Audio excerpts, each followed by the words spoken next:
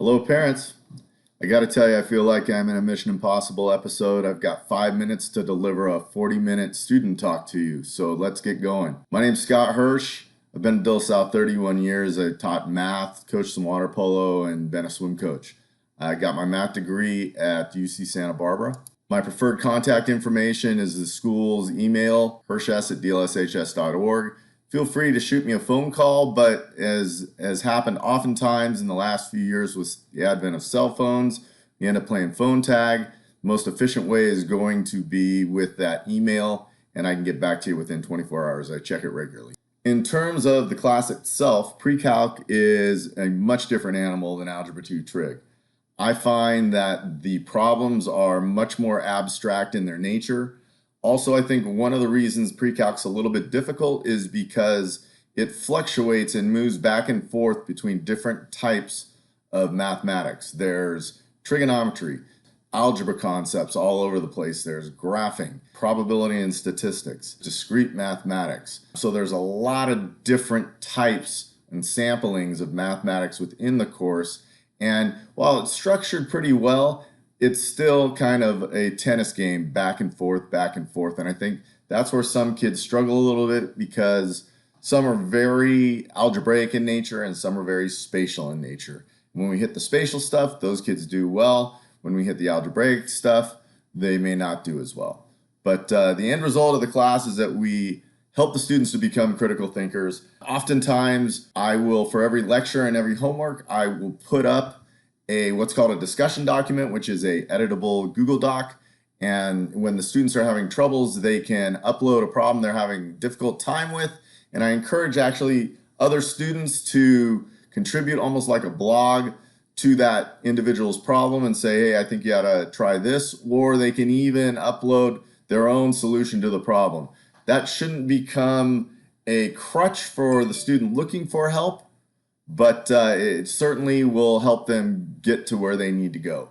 And in the end, hopefully, we develop some more independent learners.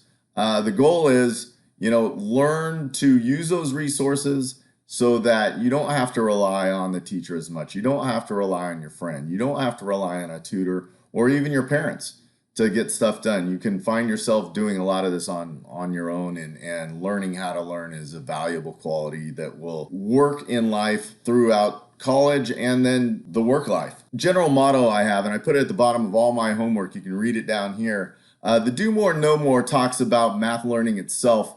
I find math learning is very tactile. You got to get in there, get dirty with it, and really work problems out. Watching somebody is great, but to say after a presentation, oh yeah, I get it, and you haven't done a problem yet, I don't really buy it. The more problems you do, I think the better opportunity you have to know more of the mathematics, which then leads into perfect practice makes perfect. Practicing things incorrectly, not good. Like I said, I post every solution in the book. Solution, that means from start to end work. And I encourage the kids to look at those answers and solutions once they have completed the problem. Now, does this encourage maybe a little copying, so on and so forth? Sure, it might help that individual get started. But really what they need to be able to do is they need to be able to go from the beginning of a problem to the end of the problem to really understand what the heck's going on. And that leads into the last. You don't know it until you, underline, bold, do it. Which means basically until you can start from the beginning, finish at the end without asking for help from a teacher or a friend or a parent or a tutor, or looking at your notes or looking at the solutions manual. You really don't know how to do it. So start to end, getting the problem right pretty much every single time and one like it every single time, then you'll know you're pretty sound and ready to take an assessment.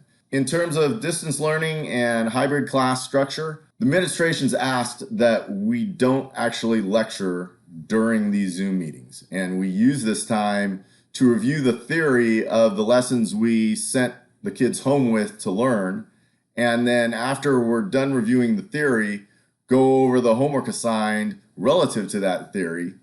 And once that's done, I'm really done with the kids. After that, I tell them you can be released from class, start your next homework, look at your next video, And anybody who wants to stay is welcome to, and we can go over more problems or more questions, so on and so forth. Sometimes the students don't like asking questions in front of 20, 30 of their peers, but if that group whittles down to like 8 or 9, they will come up with a couple more questions. So I encourage those kids to stick around if they'd like to. Relative to extra opportunities for tutorials outside of class, obviously we can't walk into classrooms at this point.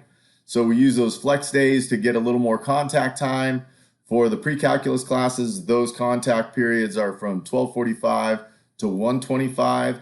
I offer a couple individual times for individuals who'd like to speak to me about certain issues they're having with the class, but they really aren't tutorial sessions per se. These are more for the individual that says, Hirsch, I'm going through my homework this way and I'm still not experiencing, much luck. And hopefully, in that conversation I have with the student, I can give them a better idea of how to study, what to do when you're doing your homework, so on and so forth, to help them get through the class a little bit easier.